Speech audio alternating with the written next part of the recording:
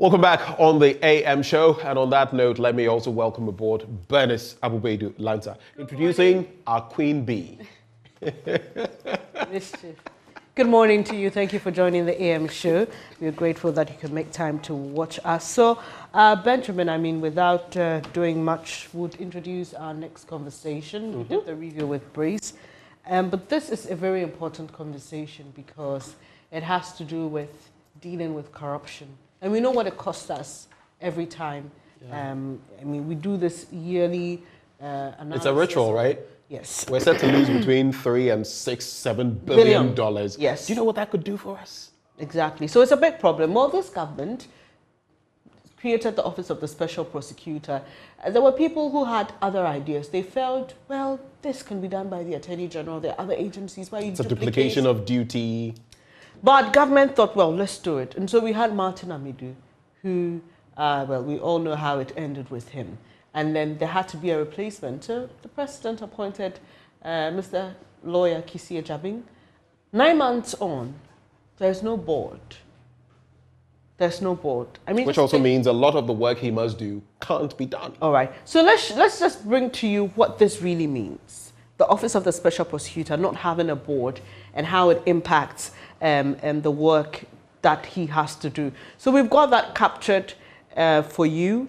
No board at OSP. Now, the governing body of the office is a board consisting of the Special Prosecutor, the Deputy Special Prosecutor, one representative of the Audit Service not below the rank of a director nominated by the Auditor General,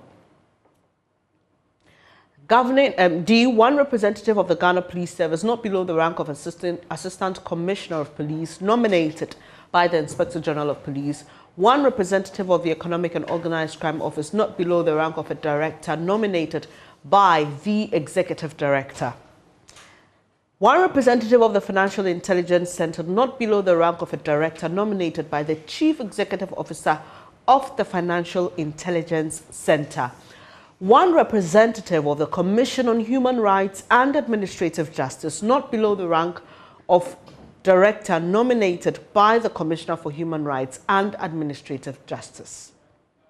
Now, one person with a background in intelligence and not below the rank of a director nominated by the Minister responsible for national security, and one other person who is a female representing the anti-corruption civil society organizations. Then we have the members of the board shall elect a person other than the Special Prosecutor or Deputy Special Prosecutor from among their number as chairperson of the board. And we know that that one representative during the former administration of the Office of the Special Prosecutor, the previous board was led by Linda Oforie-Kwafo, and she was that one female representative from the Anti-Corruption Agency. Yeah. So the president shall appoint the members of the board in accordance with Article 70 of the Constitution. The nominated institutions shall, in making nominations under paragraph C, D, E, G, H, and all that I've mentioned earlier, have regard to expertise in corruption matters, high moral character and proven integrity, and non-partisanship is very important. So here's why it's important. So someone says, okay, they've not had a board for 9 months, so what? This is the answer to the so what question. The board shall formulate policies necessary for the achievement of the objective of the office, ensure the proper and effective performance of the functions of the office, advise the Special Prosecutor on the recruitment and selection of the secretary and other senior staff of the office.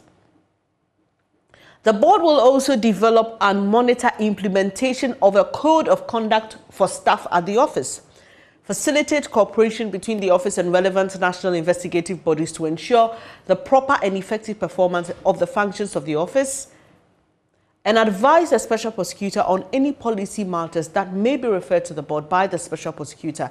The board shall not interfere in the day-to-day functions of the office. So there you have it, Benjamin. This is the role of the board. 9 months on, the Special Prosecutor does not have a board to work with. So you would ask, we've seen a couple of things happening. That MCE who was alleged to have engaged in some vote buying. I think it was drubbing. Yes, yeah. the OSP was looking into that. We know the OSP has released some statements regarding Sir John, for example, and other matters that have arisen. You'd want to ask yourself, what more could he have done if he had a functioning board? But we're going to be having a conversation on this, and we've got Adam Senanu, he's with the Citizen Movement Against Corruption, and we will be hearing his thoughts on this rather disturbing issue. And let me start by finding out from you, what signal does the absence of this board give you in our fight against corruption? What signal does it send to you that 9 months on, we still do not have a functioning board? Well, thank you, and good morning. It's an absolute non-commitment by those who matter most in ensuring that this campaign is a robust one and that can deliver results. We all know that boards, especially as you read it, and by the way, let me commend you for doing such a good job of the advocacy that gets people to understand why these things are critical. The board is responsible for policy. Policy includes having medium to long-term plans. So the fact that over the next year and 2 years, these are the kind of things we want to achieve. These are the kind of equipment, the logistics that ought to be in place, the kind of expertise amongst senior staff that we need to recruit. Once you don't have a board in place, you don't have the technical expertise, you're not likely to get approval for the kind of budgets that allow heavy investment because there's likely to be a cap on what you can do by yourself. It has serious implications on the speed with which the Special Prosecutor's Office can deliver on its mandate. And that office is becoming even much more relevant given the number of incidents that have come up and the public has raised their voices, and there's an interest being taken on. For those cases to be investigated in the short term and for the Special Prosecutor to come back with feedback to update the public and therefore to move the process forward to, let's say, prosecution and what have you, the board ought to be in place. 9 months is too many months gone quiet, especially when we know that the various agencies have submitted some name already. Yes, yes. Please go ahead. Yes, so especially when we know that the various agencies listed, whether it's the FIC, whether it's TRAD, whether it's CSOs, we have all put together the nominees we have and sent it long ago. So it's a bit puzzling. I shouldn't even say a bit puzzling, grossly so, that with a document in front of the presidency on this matter, no traction has been experienced. And it is important that all of us begin to raise the red flags and say, this is an indirect way by which one can cripple the effectiveness of that office, and we ought to try and address this as quickly as possible. We've been trying to find out from the presidency why the delay, even though the names have been submitted. We haven't gotten a response yet. But let me find out from you, looking at the concerns raised by the former Special Prosecutor, Martin Amidou, on alleged interference of his work by the president, and looking at what we have on our table now, what would you suggest we do? Is the office still relevant to you? And for those who said, look, there are other agencies that can perform the functions of the Special Prosecutor, and we don't need to duplicate what we already have, do you feel they are justified by what happened with Martin Amidou and what we are seeing currently with the delay in the formation of the board? No, I wouldn't. Sometimes development is incremental. Change doesn't often come in leaps and bounds. But when there is gradual change, it inures to the benefit of the people. Martin, just by his personality when he was appointed, many of us knew that that was going to put cold feet in some people who would have been so minded to try and do certain kinds of things. And I think that what we always would be targeting is strong people in strong institutions. At the moment, the challenge is that we don't have a strong institution in the Special Prosecutor's Office. But we have managed with the first nomination and the second one to find people who appear to have that character where they can, as it were, confront corruption at the highest level without feeling intimidated or, backtracking and saying, you know what, I'm not going to touch this thing. So, and we've seen some results. I mean, we cannot say that nothing at all has been achieved. In the context that the other agencies have still continued to play their role, and we haven't seen that level of, let's say, very robust intrusion or taking up of issues, I would say that this office has, at least up to now, shown a sense in which, yes, we can say that it was worth promoting and pushing through to get an office of the Special Prosecutor. It leaves, and I also think that what the office has not achieved is becoming much more clear that this is because of a lack of resources and a lack of support that could have gotten this office to do much more. And so that's one of the risks government faces when it does not quickly act on ensuring that the office has its resources, has its board in place. It gives credence to what Mr. Martin Amidou was saying in the past. And I'm not quite sure whether government is paying attention to the ball when it does not act quickly to put a board in place. Now let's look at this, Martin. Benjamin here. So we look at 2018 and what happened. We've had reviews of the Office of the Special Prosecutor when Martin Amidou was in the hot seat. And if you cast your mind back, you would realize that even in 2018, on the back of the office being set up and all of that, it took a bit of time before the board was constituted. But it was. But in this instance, we're looking at 9 months. I want to refer you to the rhetoric of His Excellency the President when he roped in or swore in Kisi Ejabeng. The rhetoric was that we're going to do much better, we're going to give you more funding, and we're going to ensure that practically everything that you need, you get so that you can move on the path of the fight against anti-corruption. Especially on the back of what we saw with Martin Amidou and his accusations leveled against the executive. Does this come to you as a surprise that we seem to be repeating this vicious cycle? Well, on one hand, yes. On another hand, no. On one hand, yes. I mean, the engagements we've had with the president in the past, I've always felt that this is a man who can take independent decisions, ignoring what the people around him are saying. And that left me with the conclusion that if the president of the land is not fed with the right type of information, he could take the wrong decisions, or he may not act.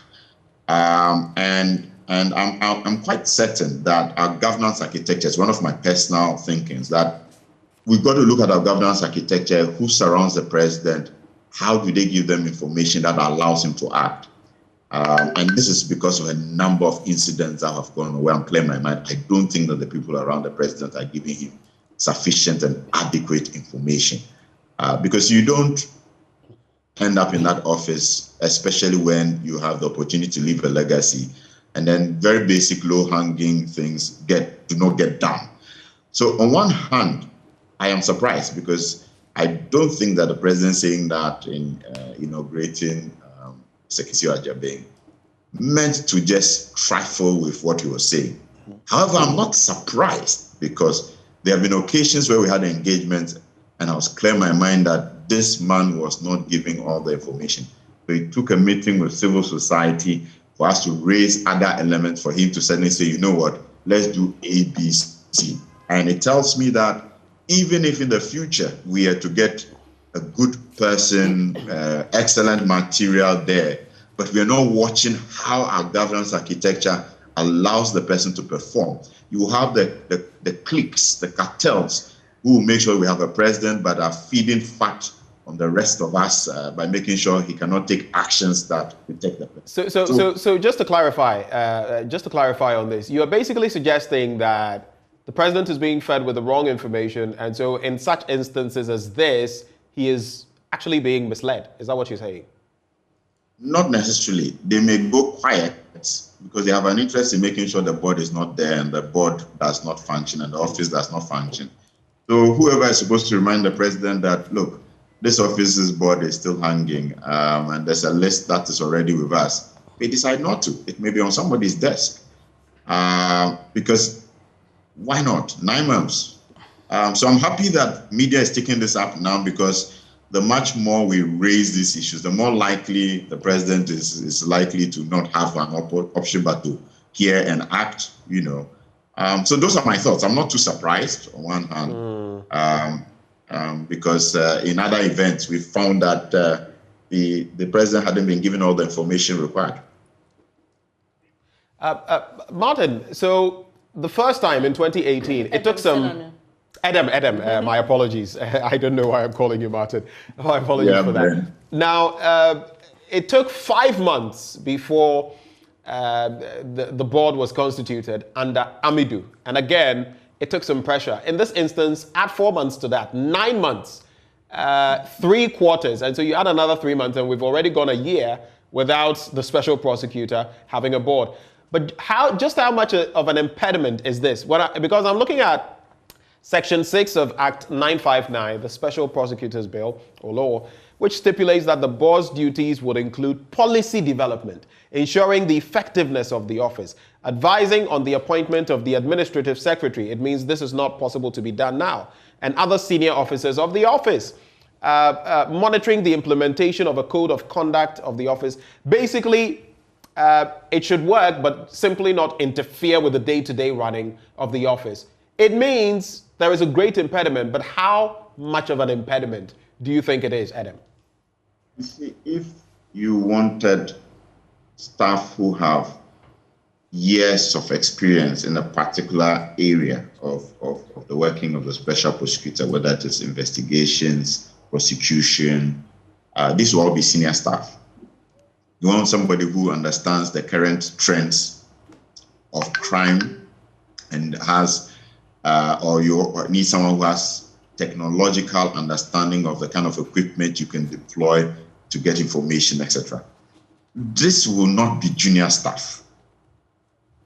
You need to get senior staff who have this capacity.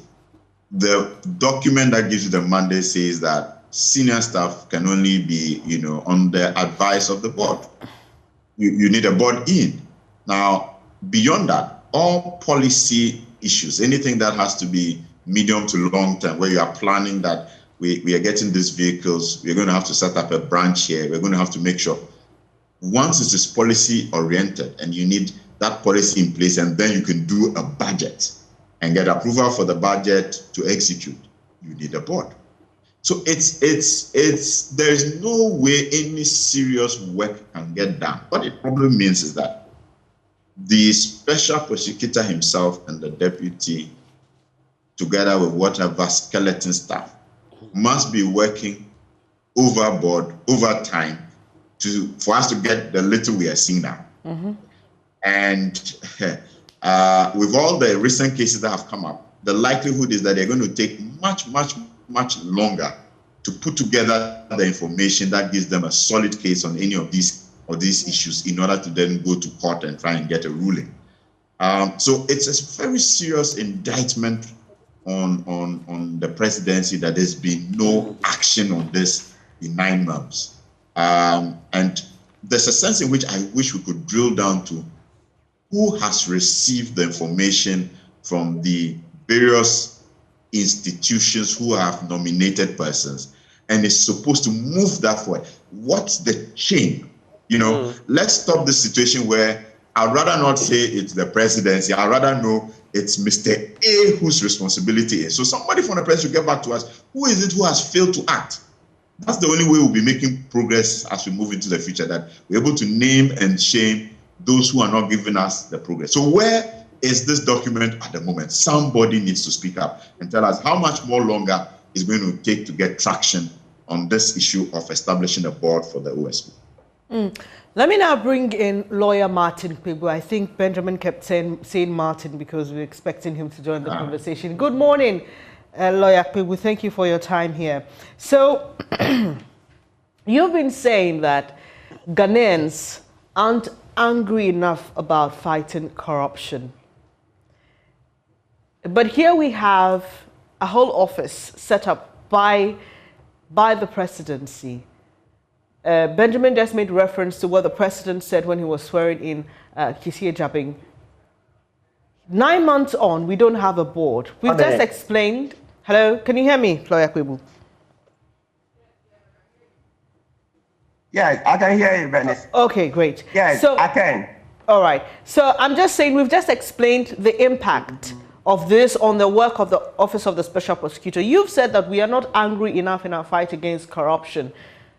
But what do you see from the point of leadership with regards to this particular issue and creating institutions that some have even said, look, in the first place, we didn't even need anyway. We should have ensured that those that were existing were doing their job in terms of dealing with corruption instead of creating another one. And like we see now, they don't really have much to work with.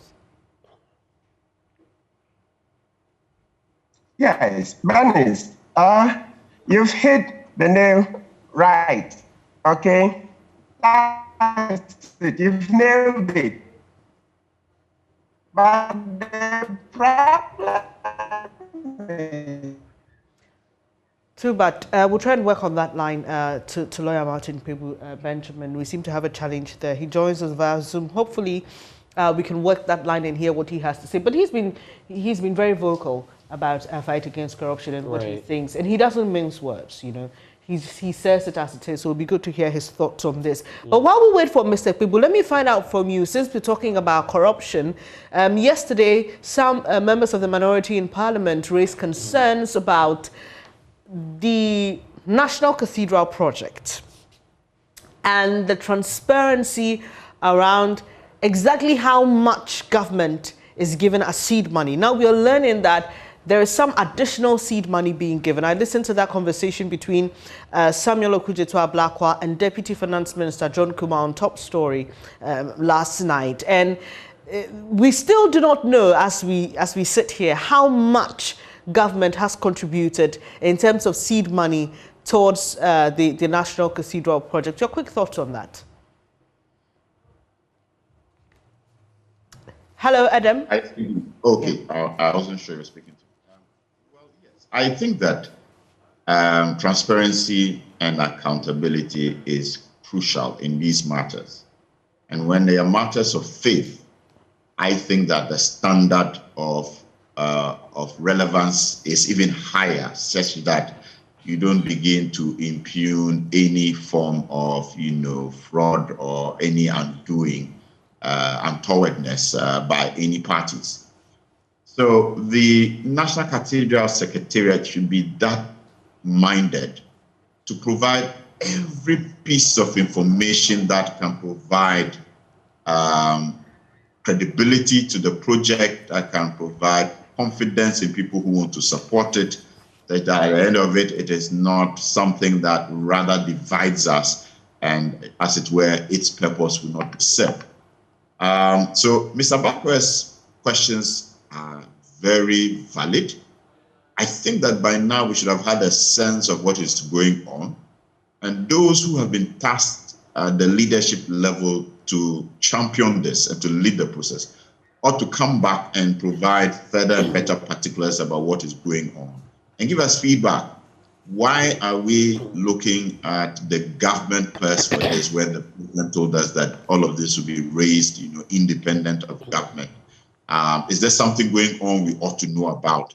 I think it's only fair for all of us to have some clarity on what has transpired.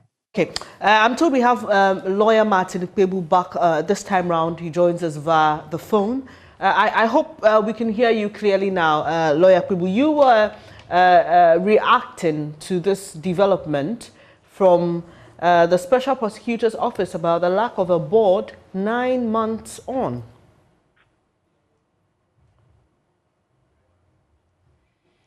Hello? I'm Vice Jazim, not lawyer. Okay, but I'm told we also have lawyer people on the line. Okay. Yeah. Hello, Benny. Yes, let's hear you, sir. Mr. Azim, I'll come back to you shortly. Yes, Benny. This problem, okay, is one that we as citizens are also partly to blame for. That is to say, yes, even though government has not been quick to set up the board and not quick to give the special prosecutor funding, we were also caught napping. We all know that usually in this aspect, government will not fight corruption as much as we citizens would desire. I mean, it's a plain truth. Let's just say it as it is. Because people are making money in government. People are making millions of dollars.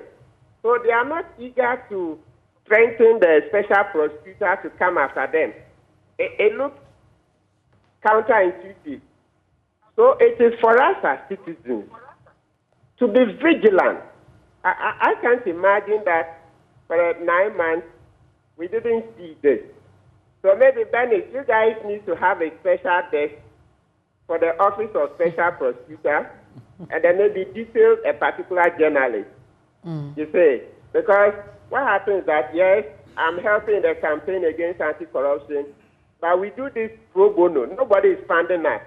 So I must first earn a living before I come and join the campaign.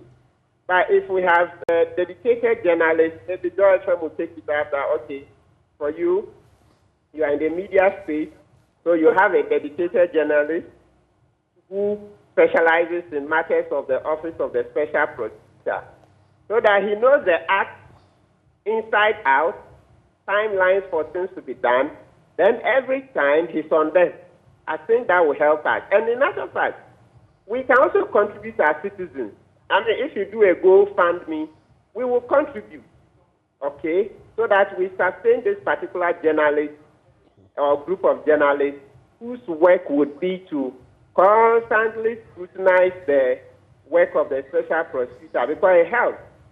Once you are throwing more sunshine on his work, it incentivizes Mr. Chikie Jabin to also, hurry up, because he knows that if he's late on anything, journalists will report.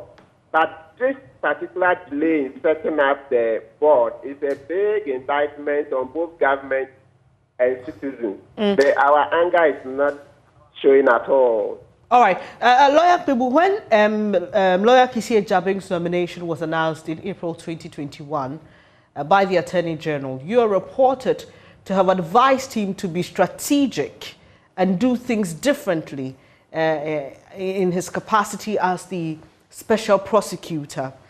Despite not having a board, we've seen quite a few things being done by the Office of the Special Prosecutor, a few statements being put out. The latest having to do with the freezing of the assets of the late Sir John.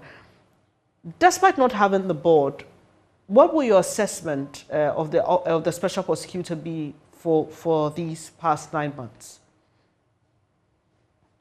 Hello, Bennett. I lost the last part of the... I'm asking what your assessment of the Special Prosecutor will be 9 months, despite not having a board. Okay. Well, to be very honest, because he's frozen the assets of Sir John, I'm bound to say he has done very well. But I think that he also, he has not done as much as I expected, because if the board was not being constituted, he should have come out. So we also want to tell him that, look, next time he should be more forthright, because he's supposed to be independent. So if he doesn't have a board and he's quiet about it, it's not a good thing. Mr. Chikie Jabin was earning a living as a private legal practitioner. I don't expect that he will be cozy with government. If your board is not being constituted, come out, okay? So yes, I'm very excited that he's losing the assets of Sir John. But in the same breath, I'm not happy at all that he kept news that whilst his board was not constituted. Please, we've reposed the public trust in him, and we expect that he should do it for us. Mr. Jabin, please do it for us. Don't look at the president. You see, the president has just 2.5 years to go. He'll be gone. He's a very old man, right? And Mr. Jabin, you are still a very young man, and so we expect that he should be as vibrant as Mr. Amidou. Very vibrant. You say, he shouldn't look at it that he's been given a job by the president. So the president is not paying him from his own resources. It's the taxpayers' money. You say, so he has to live up to the billing. I expect that next time he should complain. Even though we had issues with Mr. Amidou talking too much, we are not saying Mr. Jabin should equally maybe write long epistles and all that. But at least maybe 3 lines, 4 lines to complain or something. Then we can also jump in, okay, to help. So he also has part of the blame to take. So he also has a bit of blame to bear in there. But let me bring in Vitus Azim. It is interesting we're here because, like I was mentioning the first time, in 2018 we were here. For 5 months the board was not constituted. This time for 9 months, 3 months shy of a year, it's not been constituted. But let's go down history lane for a bit. In February, right before February actually, we heard from Alfred Tuah-Yeboah, the Deputy Attorney General, and he said that at the time, again, anti-graft groupings like yours came forth and said that, look, why do we not have a board? Are we going to duplicate or live out what we saw under Martin Amidou? And Alfred Tuah-Yeboah, Deputy Minister of Justice and Attorney General, said by February, the board was going to be constituted because of the mechanisms, Council of State and all of that, and that we would know these people. Yes, we know them now in terms of the groupings and their representatives, but the board has still not been constituted, given legal backing.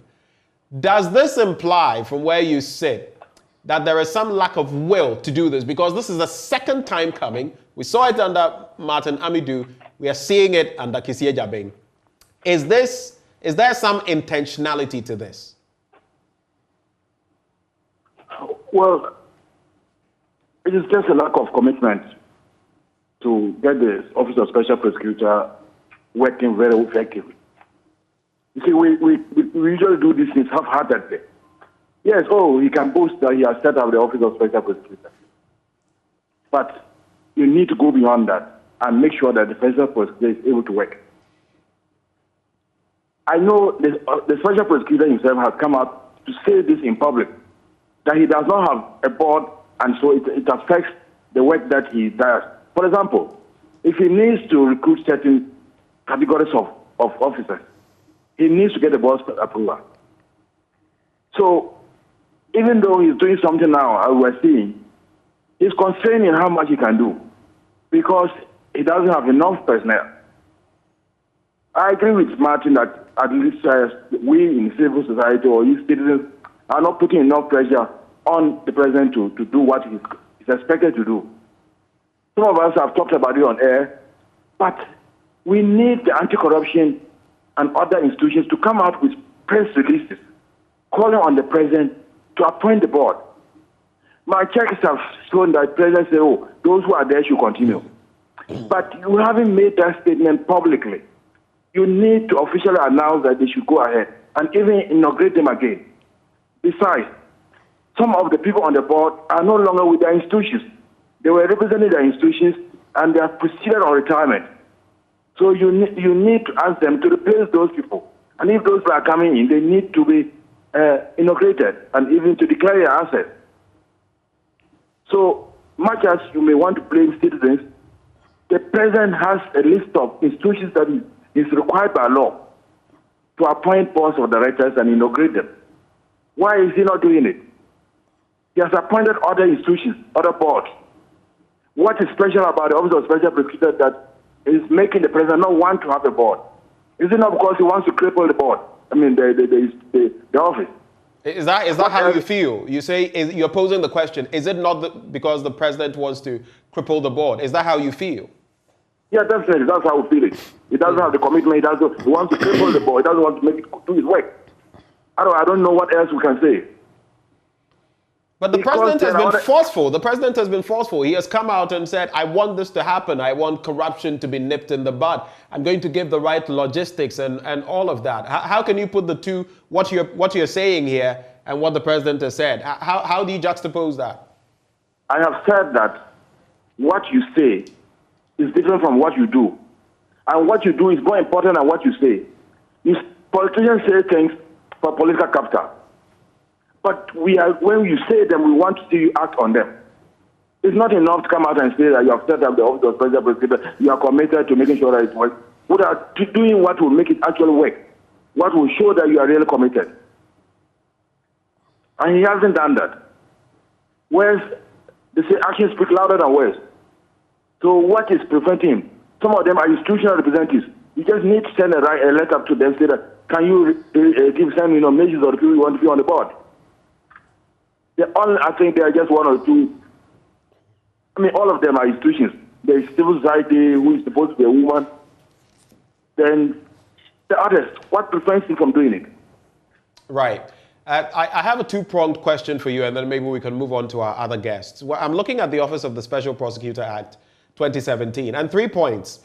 It enumerates what the object of the office is, and it says, A, investigate and prosecute specific cases of alleged or suspected corruption and corruption-related offenses. B, recover the proceeds of corruption and corruption-related offenses. And C, take steps to prevent corruption. So it has a preventive function and an active function at the same time. So where people are seen to have dabbled in corruption, deal with the issues and forestall corruption where possible.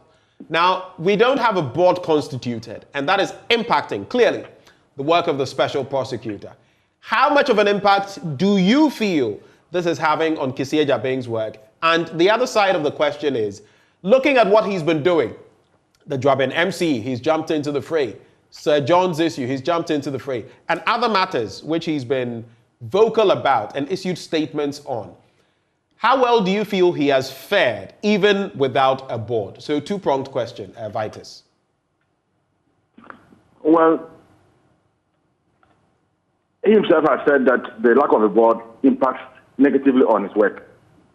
So we don't need to restate that. Every institution, the laws that set up these institutions have made it clear that they need to have boards. And they give out the composition of those boards. They spell out their functions. So if you don't have a board, it means that those functions that have been spelled out in the law, setting up the Office of Special Prosecutor, cannot be performed. That is very clear. And if they are not performing their function, it means that you are clipping the wings of the Special Prosecutor. So that's number one. Number two is that, well, I've said that it's better late than never.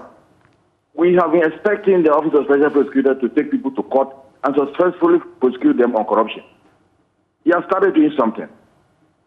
In the case of the PPA boss, he delayed for 1 year, and the assets, we are told, have been taken out, which is not good enough. But at least he sent him to court. And then he has also frozen the assets of Sir John. We look forward to more of these things. Otherwise, state resources are just being looted, and people take them away and just enjoy themselves. So, yeah, we can commend him for that. But we expect him to do more. But for him to be able to do more, we expect the president to do more, giving the assurance that he is giving the necessary support, the necessary resources, including a board of directors. If the president does not do that, we see it as lack of political will, or even the deliberate desire to clip the wings of the office. A deliberate desire to clip the wings of the office. That has quite a bit of a sound to it. But let's bring in Adam, maybe? Yeah, before I bring in Adam, let me find out from you, Mr. Azim. So besides the Office of the Special Prosecutor, there are laws and frameworks, other institutions put together to check corruption in the country. Let's look at assets declaration. So we have a law which provides the framework and guidelines for persons in public office to declare their assets. But we don't see that happening. And that conversation has resurfaced even as the will of Sir John leaked into the public domain. And there are many people who are wondering, what did he have prior to becoming the Forestry Commission boss? What's the missing link here? We have a law which requires that the people do this, but they don't do it. And many of them go unpunished. What do you think is the missing link? The missing link, first, is the law enacted by Parliament. Parliamentarians insist that the Auditor General has no right to verify, in fact, to even open the declarations and look at them. And two, to verify them.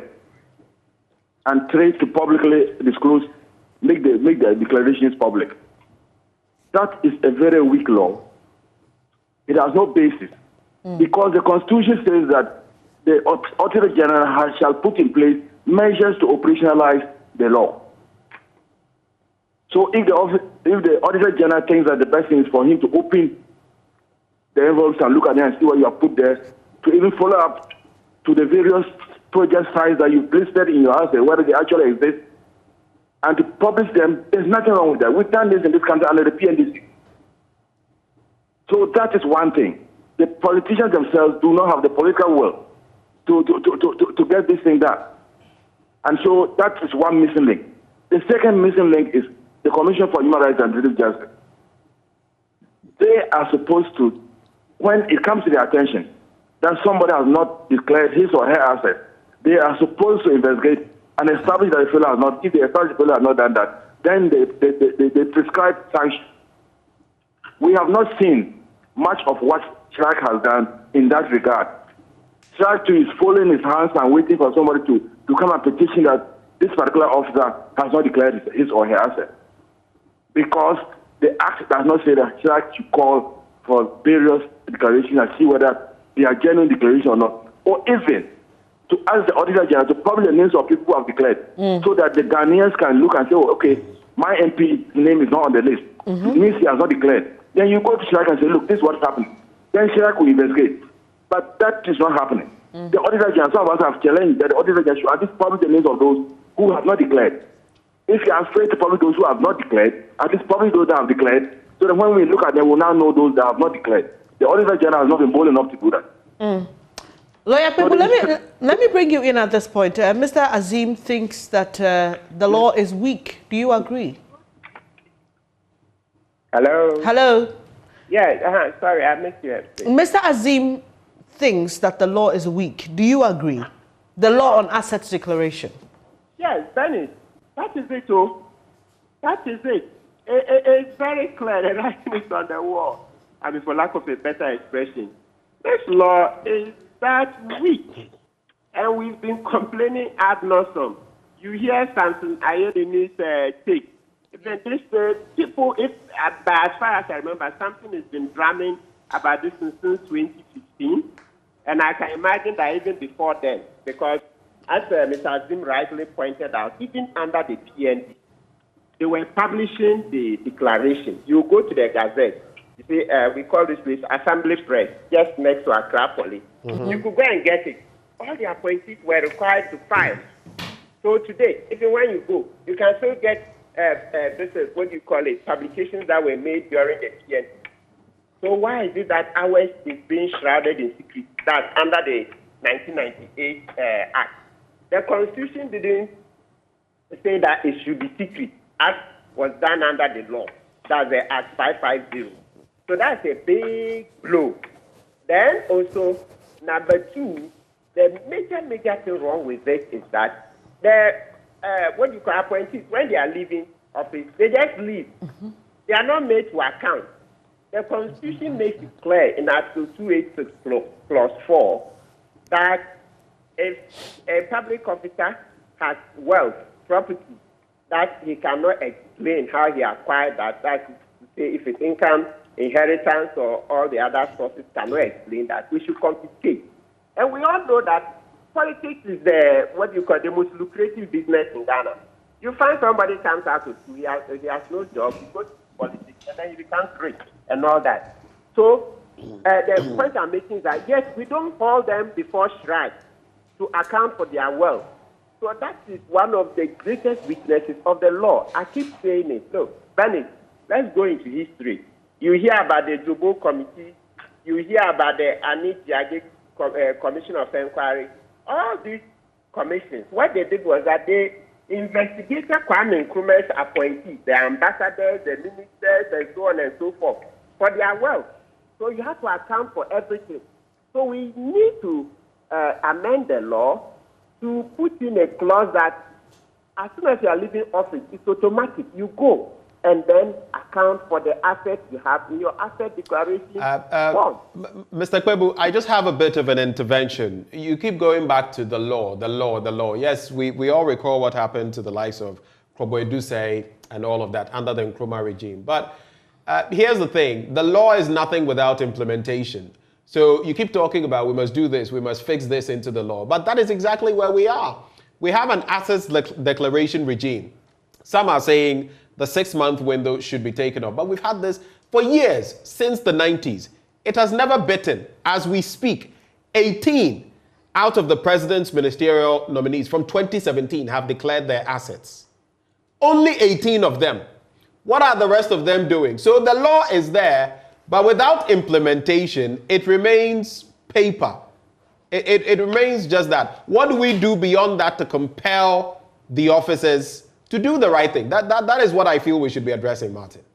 Excellent. Yes, so Mr. Akaku, we are saying the same thing there. It's about the implementation. So the last point I made, I said this new law, the amendment, or, there is a bill. We don't know when the bill will pass. I mean, well, it's still going through some processes. But even before then, if the government, the executive, the president thinks that it will take a longer time to pass the bill at the cabinet, then let's have a quick fix, which will be that the sanctions for failure to file the declaration should be more explicit. But right now, it's not as if there is no law. The law says Shraj should determine the punishment. So I think after Mr. Akaku, interview Commissioner Witter again, that what does he intend to do? Because the law says if you don't file, he should determine what to do to you. So at least if he can do something in the interim.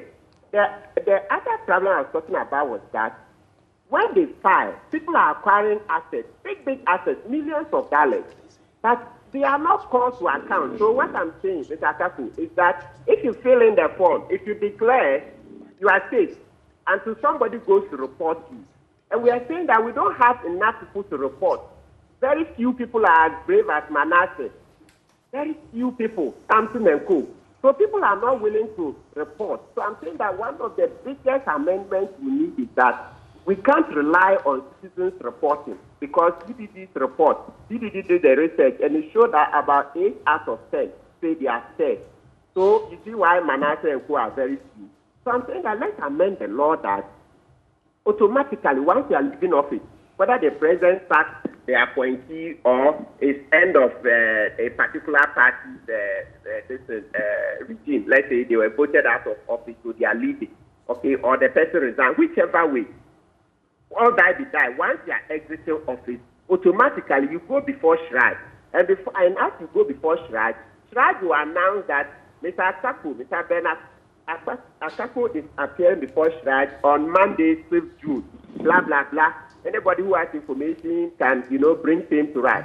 And you will see people who will send information secretly. Then they will use it to confront Mr. Akaku.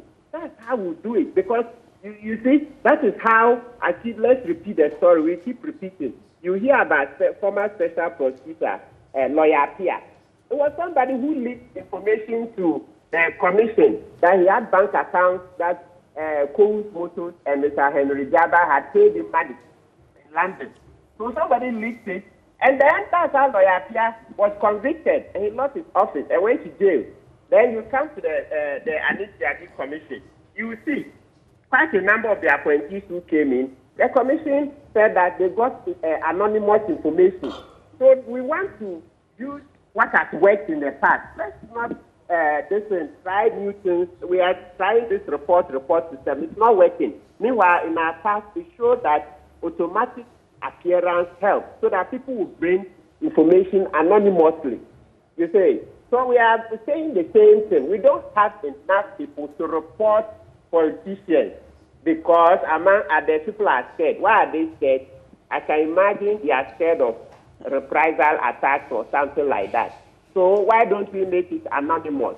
Then Shraj can investigate. There's an interesting thought that just came to mind on the back of all that you've said, and I agree with you. Interestingly as well, you would notice that Shraj should have representation on the board of the OSP, which, because the board hasn't been constituted, at least given legal backing, we cannot, hear from them in that instance. At least it's in reference to what you said, Joseph Whittle of Shraj should be doing. So now he would have to do that, but if they had representation, it would have been simpler. But I'm thinking, Martin, especially from the legal end, how about if we put it in our statutes, our laws that, listen, we may give you the 6-month window, but if within the 6 months you do not declare your assets, you lose your position. If we made it legally binding, how don't you think that would be a solution? Great. Yes. Before I come to that substantive, let me correct something here a bit. Just clarify.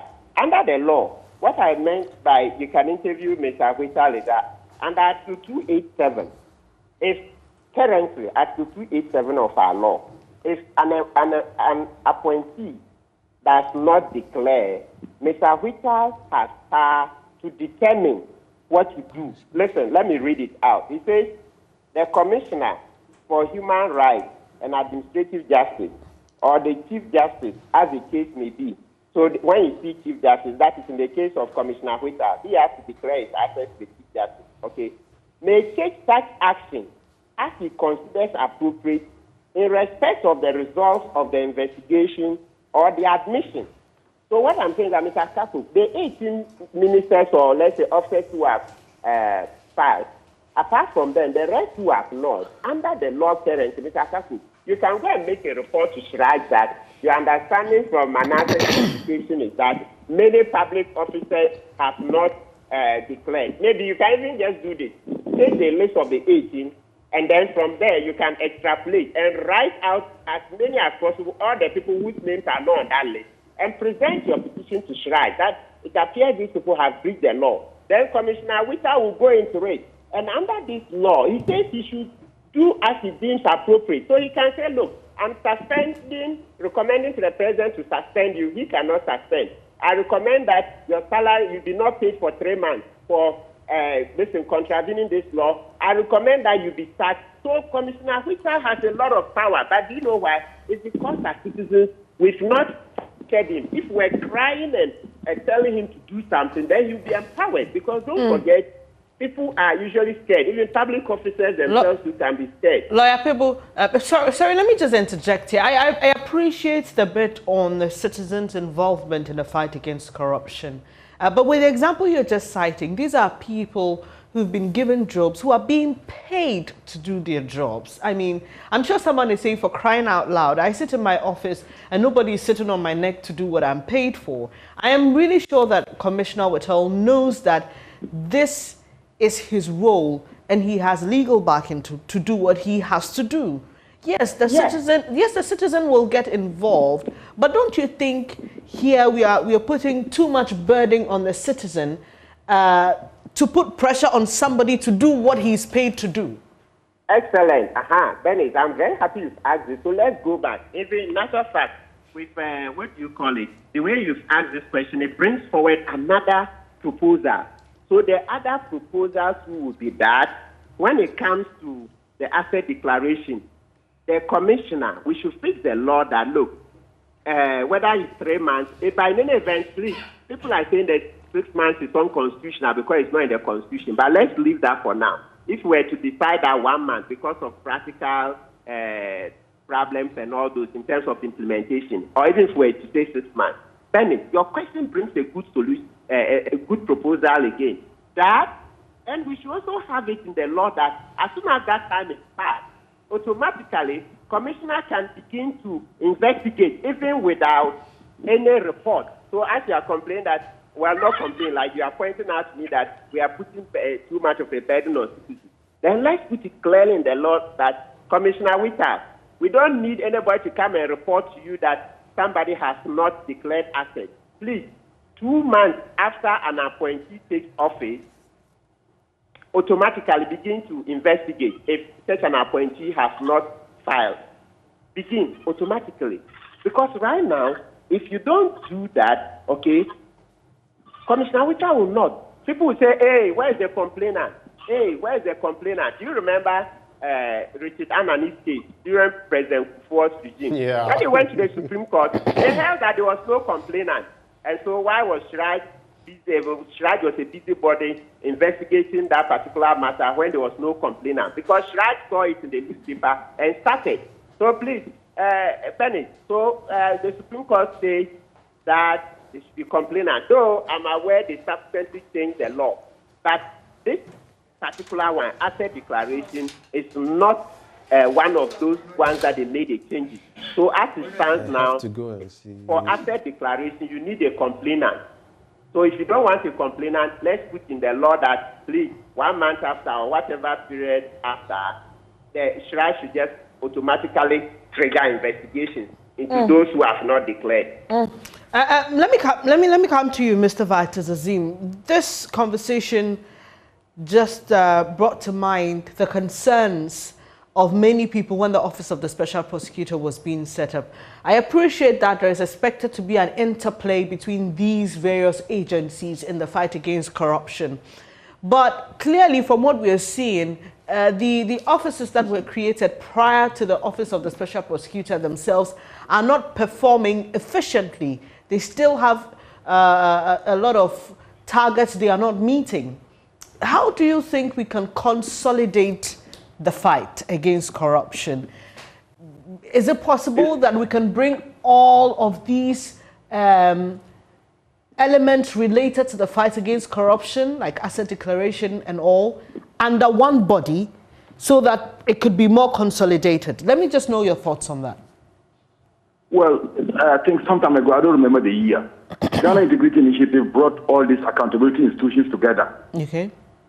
And we tried to form something like a grouping that will help in the sharing of information, and that will help to avoid duplication of efforts. So we brought the audit service, CHRAG, the police, and all that, so that when there's a case that is being investigated by the special prosecutor, the police will not at the same time also be investigating. The police will only have to provide whatever information they have on the case to the special prosecutor to continue with the investigation. That is one thing. But the other thing is that there are irregularities or there are inconsistencies in some of our laws. So we need to also look at those laws and make sure that we remove those inconsistencies. You see, people keep talking about to declare your assets within 6 months or 3 months. The Constitution says upon assumption of duty, assumption of office. It is only the 1993 group that the Constitution says 6 months, and that in any case, not later, not later than any of the two. So once the Constitution is now in operation, nobody should be talking about 6 months or 3 months. It is upon assumption of office. Unfortunately, Parliament decided to make it within 6 months, but that contravenes the Constitution. So we should not be talking about 6 months or 3 months. You can come in the day that you are being sworn in with your asset declaration, or even as you are being vetted, before Parliament approves the vetting, approves you. That could be one of the conditions. That have you declared your assets? Let's see. You see, I think that the law has given enough powers to Commission on Human Rights and the Audit Service to operationalize the law. Why can't the CHRAG write to the Auditor General saying that these officers have left office? Can you advise us as to whether they have declared their assets or not upon leaving office? Is there a law that prevents CHRAG from doing that? The implementation, even though the law has weaknesses, the implementation is weaker as well. And so people must be proactive. You are employed to work and you are paid by state resources. You need to sit up and do your work. After all, if you do it and you are taken to court, you are not going there as an individual. You are going there as an institution. And these institutions have lawyers to defend them. At worst, the Attorney General can come in and also help to defend them. Why are they not being proactive and doing the things that they're supposed to do, given their interpretation of the law? Operationalize, it means a lot of things to the Auditor General. Why is the Auditor General not doing that? The President has said he has declared his assets and has confirmed that he has declared his assets. What prevents the President from disclosing his assets as a leader. He says, oh, there's not much there. But if there's not much there, what prevents you from disclosing them? So it is the implementation, it's the human beings that are supposed to act that are failing or refusing to act. All right. So we've been having this conversation about fighting corruption in the country. Let's make it real, okay? So we are told that we lose about $3.7 billion annually to corruption. We are still dealing with schools under trees in this country. We still have communities without hospitals in this country. We have bad roads in this country. The human quality or the quality of life could be improved if we get all of these amenities to every Ghanaian functioning properly so that we can all have good lives to live. Over the weekend, there was the election of the NPP regional executives, and the NPP is the governing party. And we had one of the defeated chairman aspirants in the Ashanti region openly say that he paid 1,000 cedis to delegates, but he lost because those he was in competition with paid higher monies. Okay.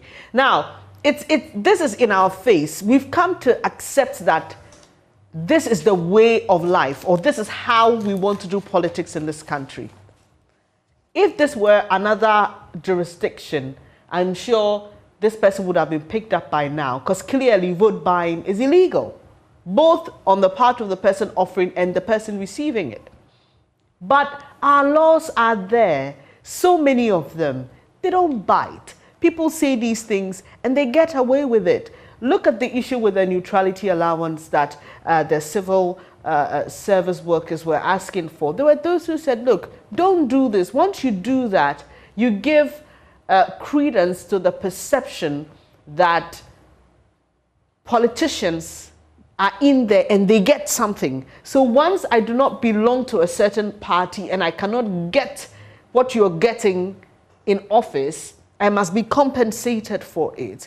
Do you think, beyond our leaders, that as a people ourselves, we are, or we even understand really what amounts to corruption and what it costs us in the end when we allow some of these things to fester? I think we understand, we know what corruption is, but most of us have given up the fight and have decided to join the bandwagon. We have come to see it as a normal way of life, that you cannot make it in life without it. Of course, that's not to say that the leadership too has failed us. You see, you just give the example. One former DC or a failed DC is supposed to be prosecuted for giving 5,000, saying that he has given 5,000 each to the delegates or the assembly members. Is it enough to prosecute the man who gave the money? How about the assembly people that also took the money? They took the money. We should also prosecute them. It's not enough. You see, that's why I say sometimes we take half-hearted action. The man said he has given the money. Nobody has come out to deny that he has given the money. Why are we prosecuting one person and not prosecuting the other side? Sometimes they even demand that they pay those money for them to vote. So they also are responsible. They should also be prosecuted. When you do that 1, 2, 3, 4 times, it's possible that people become afraid, they become scared, and they will not maybe be a bit, maybe the situation might change in the long run. It may not be needed, but you see, the actions have to be taken. Now, if everybody, all around, the primaries, people are demanding money, and then people are also giving money, giving clubs, giving TV sets. In a few cases, the people have also given cars.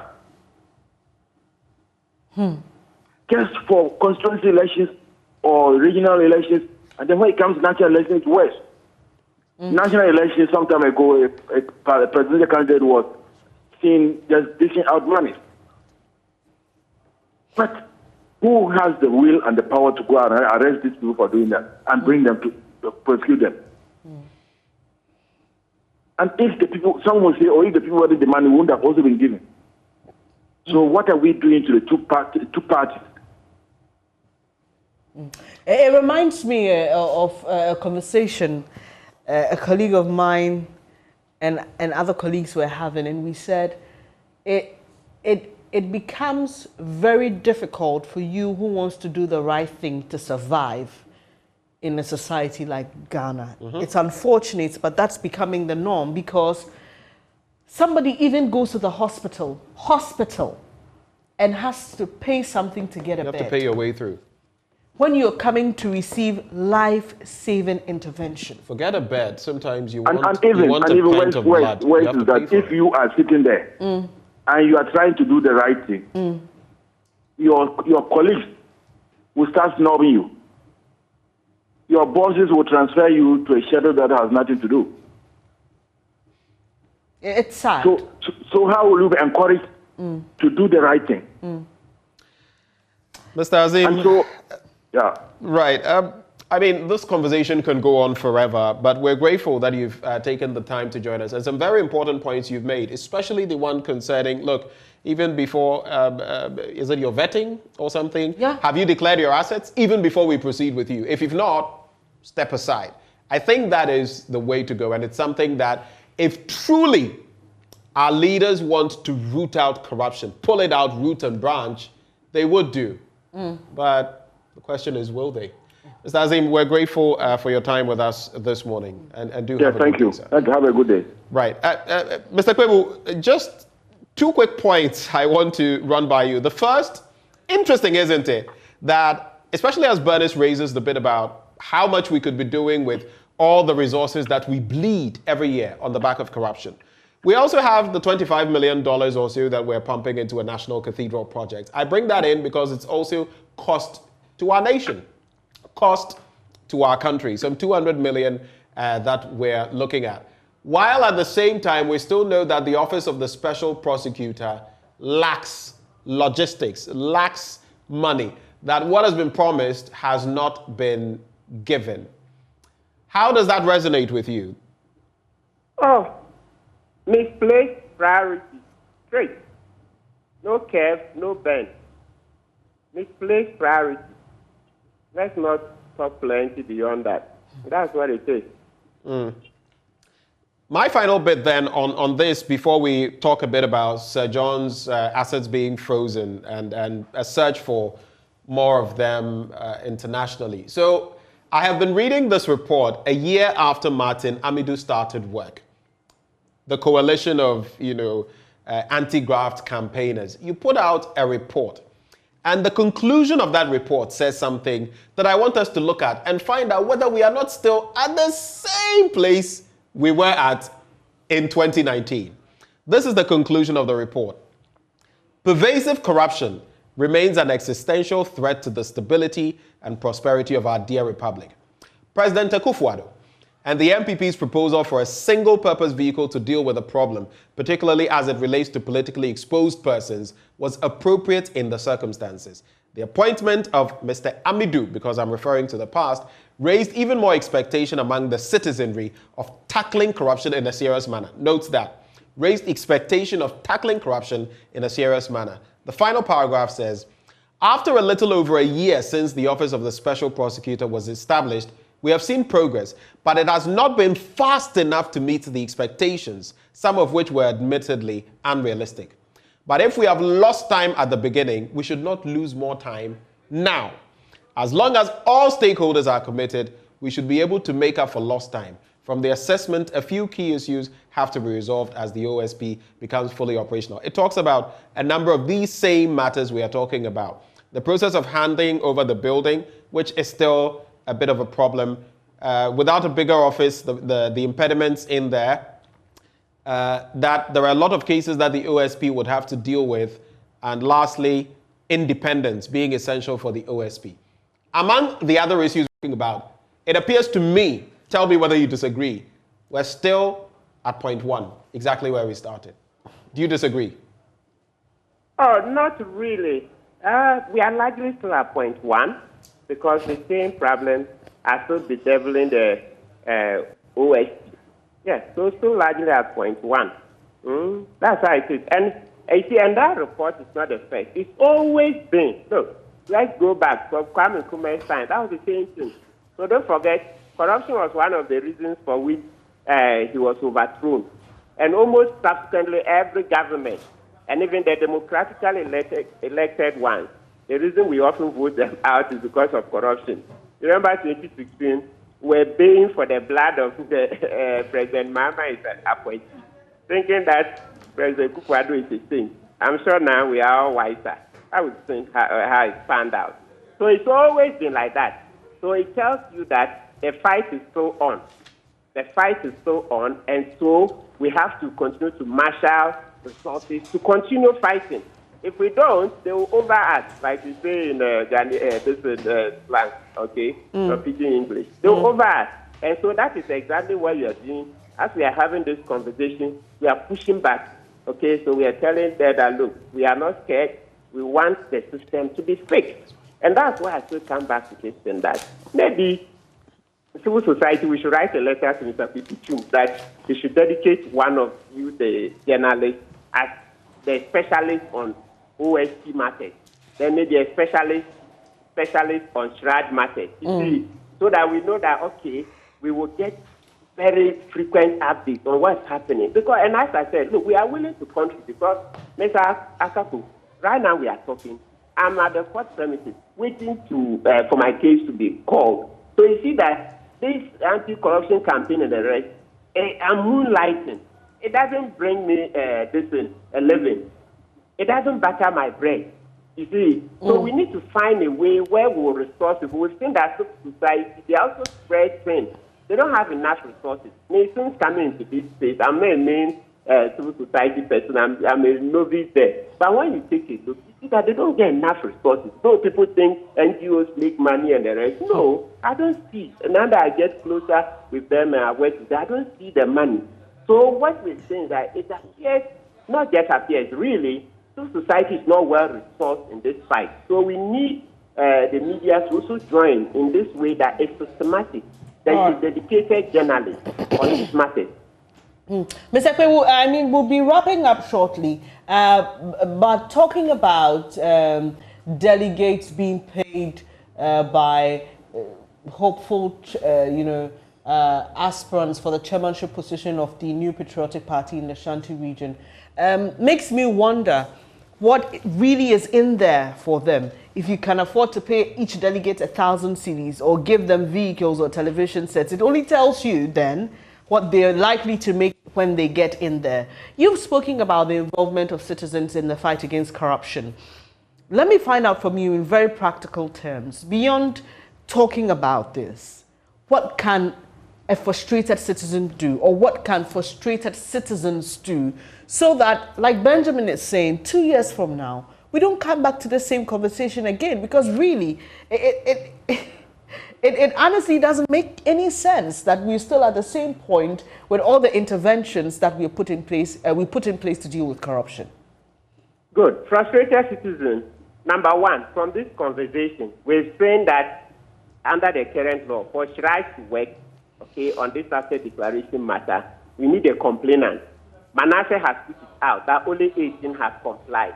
So maybe Benis Abubeju, Lancer, and Mr. Ben Akaku, you do a joint petition to Commissioner Witter that you are complaining under 287, 286, and 287 that the rest of the appointees have not.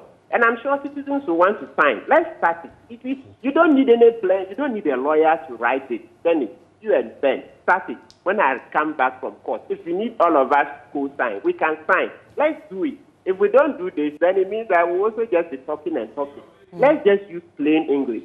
Dear Commissioner Witter, it has come to our attention that blah, blah, blah. Then we attach the news story from Manasseh Awuni, okay? And then so we are asking you to investigate. That's it. The asset declaration matter. He will do it. Because if you don't send a petition or a complaint to him, he will not. So let's not talk plenty. Let's reserve the rest of the energy and write this petition today. Then you can invite listeners, those who want to sign. You can say that, okay, you are leaving the petition at the front desk of Joy FM. Citizens who want to sign should come and sign. or maybe if you want to do an electronic version, please, let's do it right now. Finally, lawyer, you're speaking about the asset declaration issue. So I'm looking at the front page of the Daily Graphic. We've touched on this, but I just want some more to it. Sir John's assets frozen. Office of Special Prosecutor moves to freeze those overseas. Tell us what happens legally after this. So someone's assets is frozen locally and internationally. Then what next? Great. Yeah, so after this, so meaning that investigations have commenced, subsequently they'll go to court and extend the freezing, okay, and all that. Then at the end of the investigation, even though Sir John is dead, if it turns out that, look, there are, Mr. Charles Owusu is alive, his nephew, who is also named in the will and who was working with him. So he has some answers to give. So if at the end of the day they find that Mr. Owusu has some questions to answer, there is a prima facie case, so to speak, for lack of a better word, they will hold him before the law court to answer. And then for these ones, even though Sir John is dead, under the law still, if the assets are grossly disproportionate to his income, under the Article 286 Clause 4 and also the OFC law, we can confiscate. We can, yes. Once it's very clear, very, very clear, we look at the income he had and all that, yes, we should still be able to confiscate that to the state. So for me, as it stands now, depending on how the investigations go, we can have criminal prosecution in court. It's not only Sir John who was involved. There were people he worked with, so they say follow the money. Following the money may lead to some other people, so they could be criminal prosecution, and then two, they could be confiscation of the properties involved. Okay. Yes. We really appreciate your time this morning, lawyer Martin Kpebu, speaking on corruption and ending his conversation with us on the issue of the OSP freezing Sir John's assets. He's just explained to us what the legal procedure is. And so we'll be keeping our eyes and see what the Office of the Special Prosecutor does with this particular one. And also on whether we will see a quick reaction from government with regards to the lack of a board for the Office of the Special Prosecutor. Only time will tell, because a promise was made to us before February, and we're in what? June now. 4 months on,